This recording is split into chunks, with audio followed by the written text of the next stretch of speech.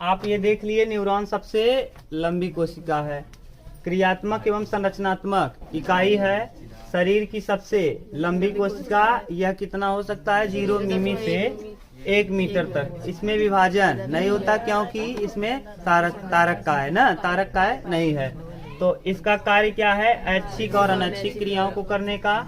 यह वातावरण के संवेदनाओं का संचालन करता है। वातावरण के संवेदनाओं का कहने का सेंस यानी अगर यही नहीं होता, यही अगर क्या न हो, न्यूरॉन न हो, तो न्यूरॉन न हो तो आपका सूचना एक जगह से दूसरी जगह पहुंच नहीं पाए। यानी सूचना को एक स्थान से दूसरे स्थान यानी ब्रेन तक ले जाने का काम कौन करता है?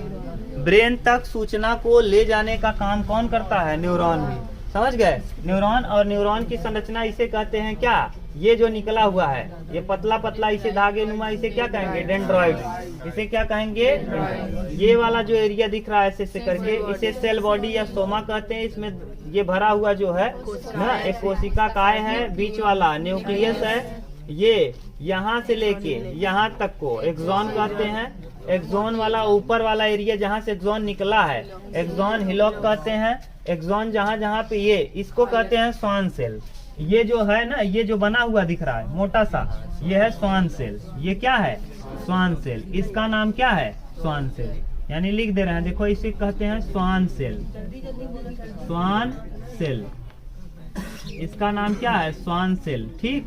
अब स्वान सेल, और इसी स्वान सेल को अंग्रेजी में ऐसे लिखते हैं, या CHWAN स्वान सेल। ठीक, स्वान सेल। और इसे कहते हैं एक्सॉन डेंड्रॉइड्स। एक्सॉन, ठीक, एक्सॉन डेंड्रॉइड्स। ये एक्सॉन का डेंड्रॉइड्स है। ठीक, तो एक्सॉन डेंड्रॉइड्स। ये सिनेप्टिक नोब।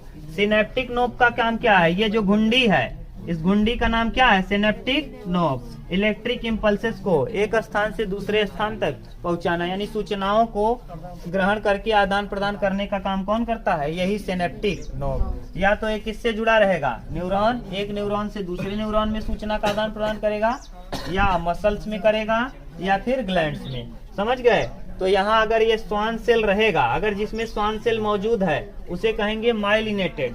अगर स्वान सेल नहीं है उसे कहेंगे नॉन माइलिनेटेड।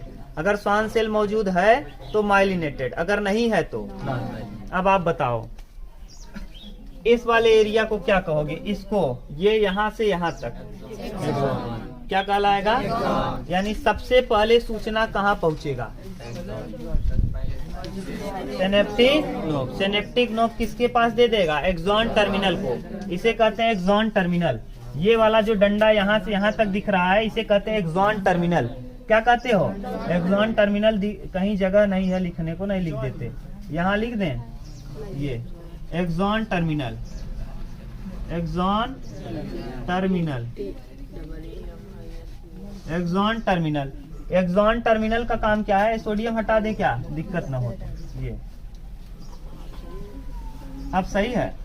बस एक्सॉन टर्मिनल, सोडियम ऊपर लिख देंगे। एक्सॉन टर्मिनल,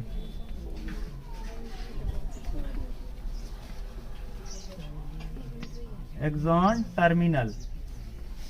ये यहाँ से यहाँ तक कहलाता है एक्सॉन टर्मिनल। एक घुंडी कहलाता है सिनेप्टिक नोब।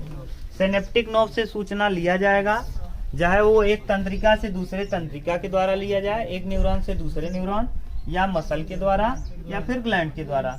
ये ले करके किसके पास भेज देगा? Axon terminal. एक्सॉन टर्मिनल कहाँ भेज देगा? एक्सॉन के पास। एक्सॉन में क्या चढ़ा होता है? ये सेल है, उसके ऊपर चढ़ा रहेगा, जिसे स्वान सेल कहते हैं। अगर मौजूद रहेगा तो माइलिनेटेड कहेंगे। अगर ये स्वान सेल मौजूद नहीं है तो उसे नॉन माइलिनेटेड कहेंगे। यहाँ से सूचना पहुंचेगा एक्सॉन हिलॉक के पास, और एक्सॉन हिलॉक से इन सब जगह सूचनाओं का क्या हो जाएगा? ये पहुंचा देगा ब्रेन तक, और ब्रेन पूरा